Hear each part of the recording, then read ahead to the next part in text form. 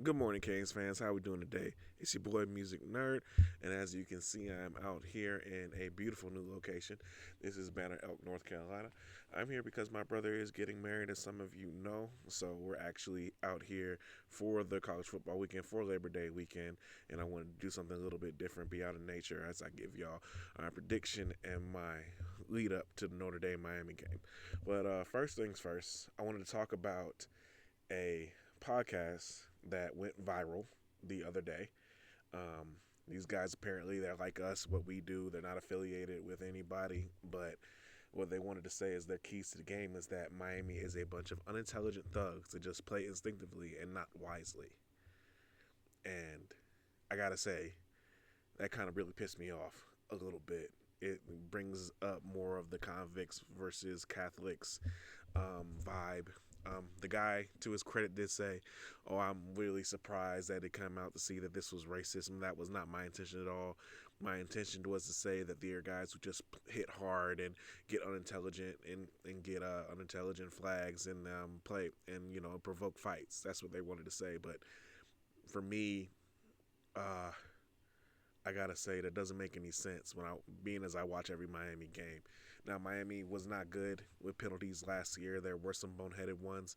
They did cut down on the unnecessary roughness penalties. There were some holding penalties that I thought were kind of phantom that took away big runs and stuff like that. And Miami does need to shore up that area. But to call Miami unintelligent thugs who play instinctively and not wisely, no matter what you want to say, no matter how you want to sugarcoat it, it has a very, very strong racial undertone, just like Catholics versus convicts did. And you can say, oh, that's not what I was thinking. I was just speaking the truth. It's one of the reasons why when people ask me why I dislike Notre Dame fans, is that aesthetic right there. And I'm not going to blame the whole university for what this young man said. The university has come out and really disparaged what he said and said that they don't represent the university at all. But the problem with that is that it kind of represents a lot of what the fan base does and a lot of the privilege that the fan base has gotten away with, in my opinion, for a very long time. To say something like that and then to be applauded by the other guys who are on the podcast with you, it really disappoints me. If I had said something to disparage Catholicism or something like that on Notre Dame, and I can guarantee you my brothers or anyone else who does this podcast with me would have called me out on it. But he was applauded, and they're gonna get their 15 minutes of fame. And like I was listening to Coach Coop last night about it. He's probably right. I don't think it's going to end up being the best thing for their looking for that podcast, looking for that podcast brand. But for me, it just really disturbs me that there's still things like that happening in 2025.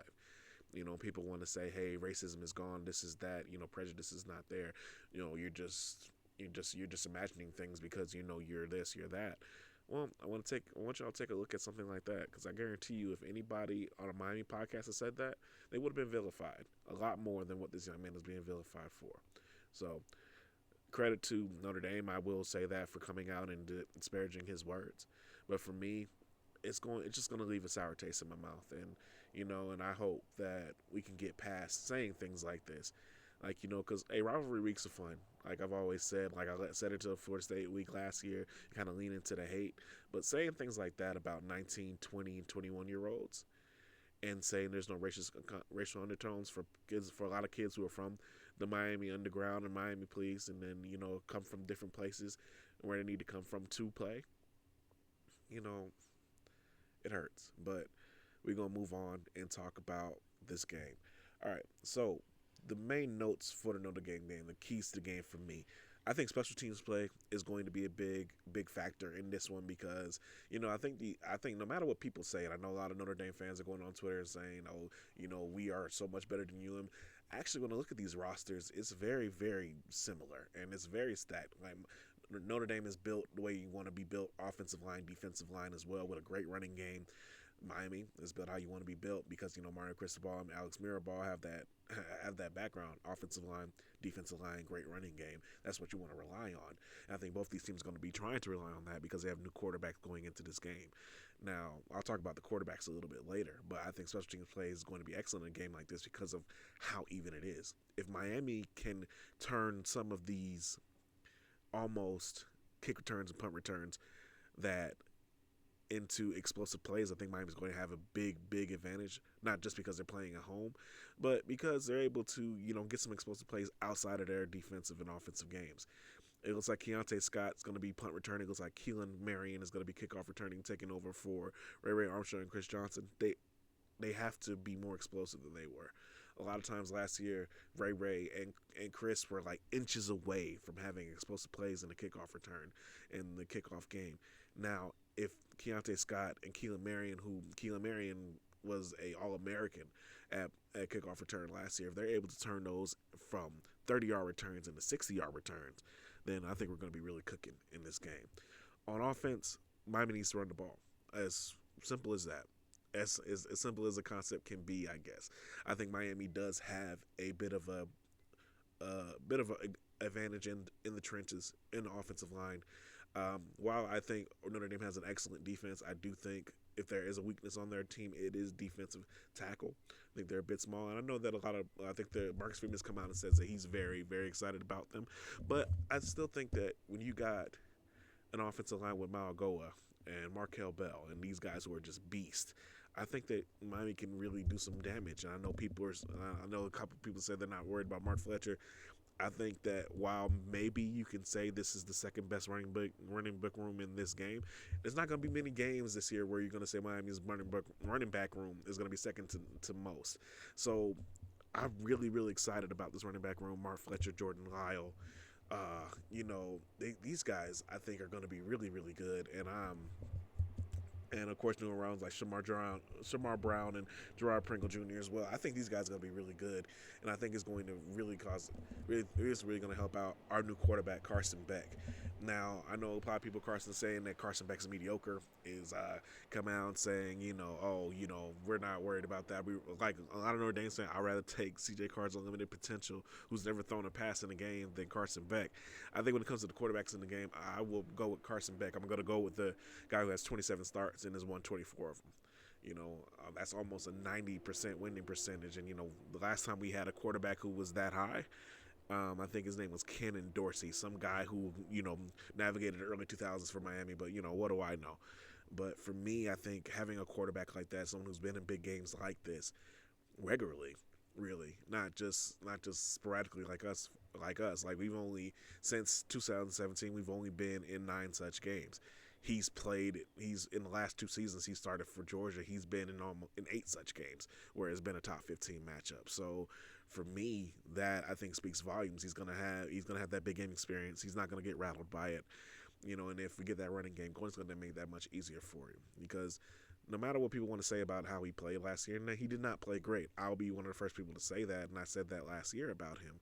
The thing is, a lot of what Georgia did let him down. Their running game was not very good. Their offensive line was not great, and they dropped the most passes out of any P4 team. He lost over 700 yards in drop passes last year. So am I saying that with the unproven wide receiver core, is that going to happen again? I think if Miami is half that good, I think Miami is going to have one of the best quarterbacks in the ACC and maybe just the country. So I don't think he's going to be Cam Ward throwing for 4,500 yards, 40 touchdowns or whatever. But I think he could really have a great season. I think if he even has the production that he had last year, 3,500 yards, almost 30 touchdowns, if he can just cut down on the interceptions. But that's one thing you do when you have play action game, because that's his best friend. So if you have your running game, that's one thing he can do. So I think the X factors, I think, when it comes to it, is Elijah Lofton. I think he's going to have to win his matchups against some of these linebackers for Notre Dame and some of these safeties. And I think C.J. Daniels or any wide receiver, it could be JoJo Trader, it could be even Malachi Toney, just someone who's able to get separation from these really, really good Notre Dame defensive backs and, get open for Carson Beck and give him someone to throw to. So on defense, Miami needs to dominate the line of scrimmage. It's the basic same thing for offense. Defensive line has got to live in that backfield. Ruben Bain and Akeem Messidor need to live in Notre Dame backfield. They have to make life hell for Jeremiah Love. And Jeremiah Love is probably going to be the best player on the field when he come in. I can't deny that. Jeremiah Love is a great talent. He scored 17 touchdowns last year. He had some really, really great runs and some really, really headlining runs. That run that he had against Penn State, even with my hate for Notre Dame, I have to admit that was an incredible run.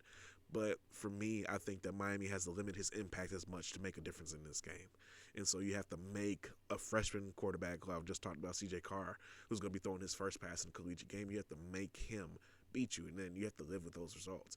Now, let me say this. If CJ Carr beats Miami through the air, then Miami doesn't deserve to win this game, but I don't think he is going to be able to. I think that if Miami can get to their game plan, rattle him a little bit, sack him, get some tackles for loss, cause some havoc with this defense, which is supposed to be a lot simpler and a lot more easier to fly around, then I think Miami's going to have a great chance to win this game. The X factors in this one: Motori, the new transfer running back from Rutgers. He has to have an outstanding game, in my opinion. He has to be able to get up there, make Jeremiah Love. He has to be able to stop Jeremiah Love, stop him from making a 3-yard gain into a 15-yard game.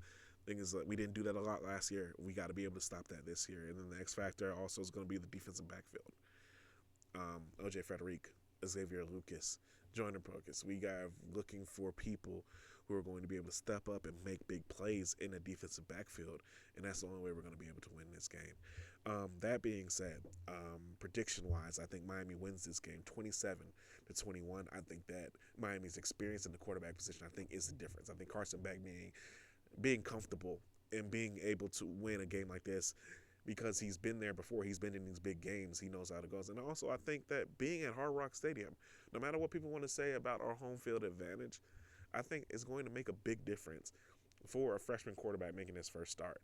I think that I don't think you can blow out a team like this. I respect Notre Dame as much as I don't like them. I think Marcus Freeman is the best coach that Notre Dame has had for a long time. It actually makes me sick to my stomach, really, to be honest. But this Notre Dame team is a very good team, and there's a reason why they're coming off a national finalist season.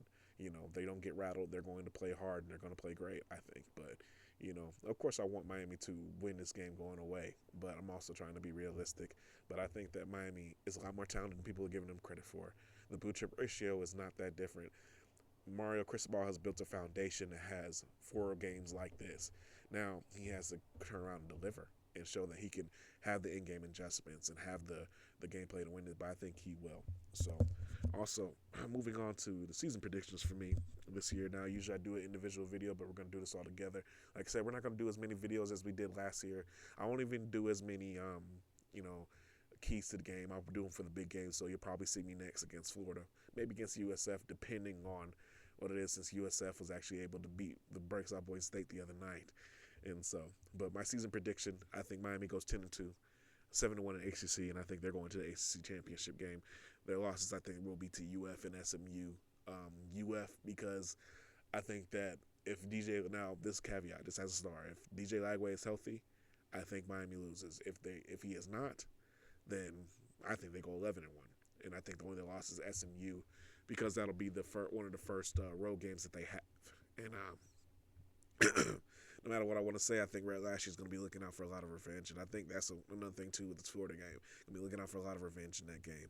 So I'm actually going to put the rest of the predictions for the season at the end of this video, so you can see from the rest of our staff, Jay, Ajak, Nick, giving their predictions for it. Actually, we talked about it in the podcast that we just have.